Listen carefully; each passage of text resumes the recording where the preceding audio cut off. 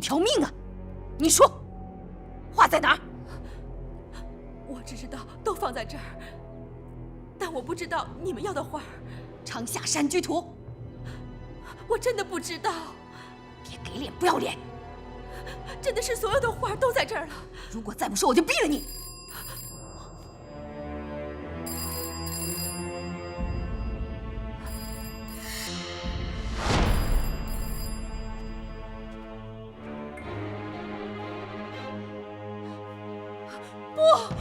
不，闭嘴！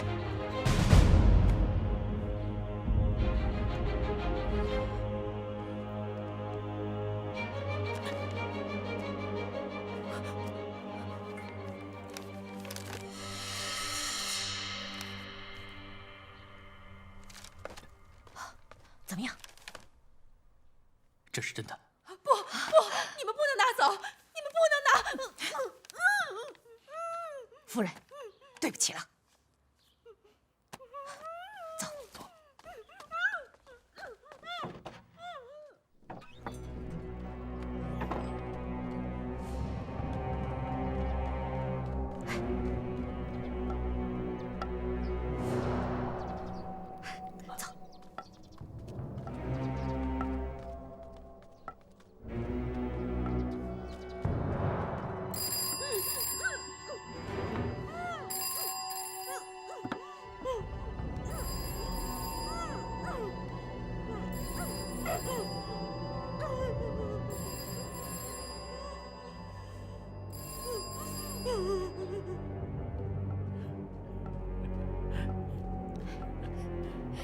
哟，银子赚到手了，腰板都硬了。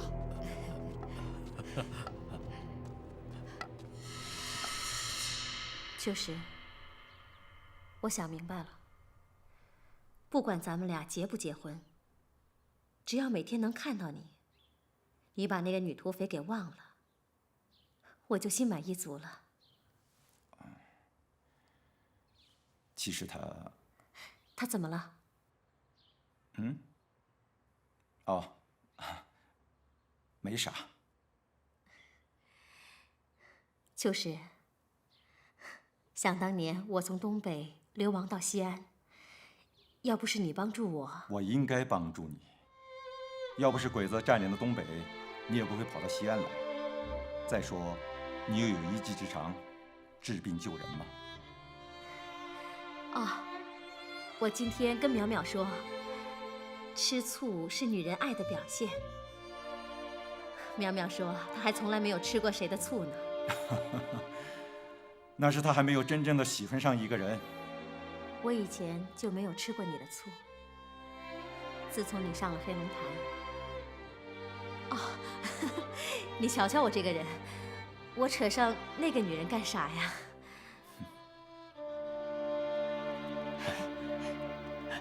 小伙子，太谢谢你了。哎，要不是你呀，我得不到这幅画。阿姨，太客气了。哎，我把它弄下来。好。哎呦呵！啊，你看，阿姨您慢点，可疼了。来，我把这个弄下来。哎，我自己来，我自己来。小伙子，我一看到你啊，就觉得亲，就想起我儿子来了。阿姨也有儿子？土匪就没儿子了。那他现在也在黑龙潭？哎呀，他娘做土匪了，咋能让我儿子也做土匪呢？那不是害我儿子吗？那他现在在哪儿啊？哎呀，不说这些了。哎，小伙子，如果你不怕通匪的话，有啥需要阿姨的，尽管到黑龙潭来啊。好。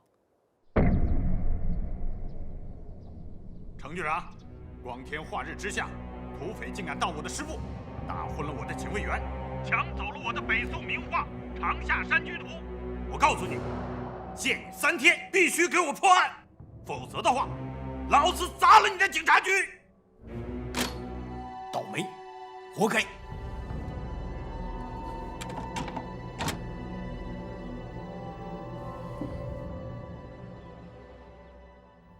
哎呀，沁园啊，自从你和他出了门，我的心都提到嗓子眼儿了。担心个啥呀？我这不完好无损的回来了吗？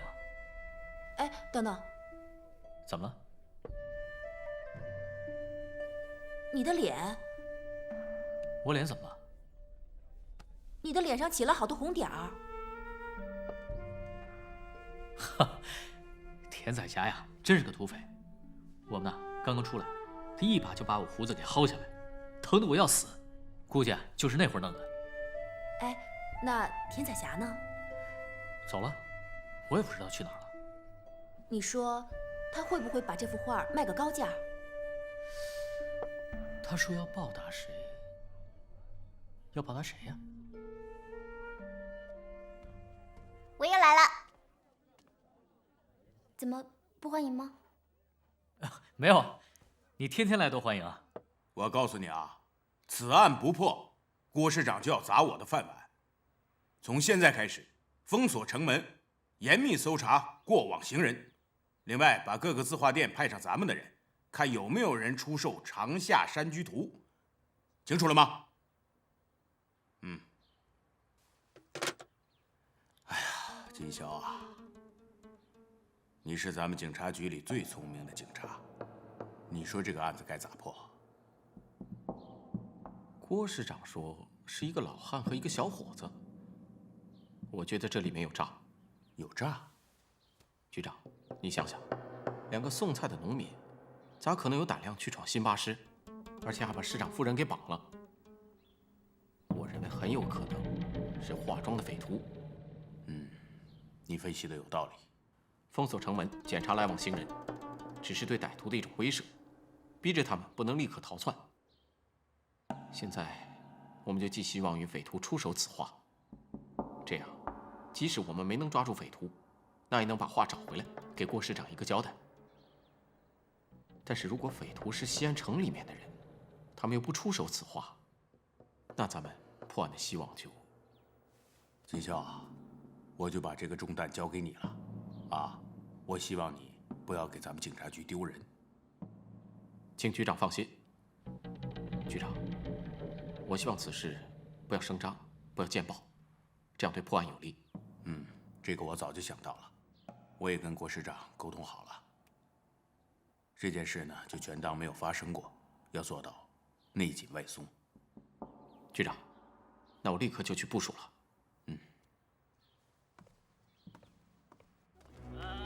过来，来，我看看，别慢，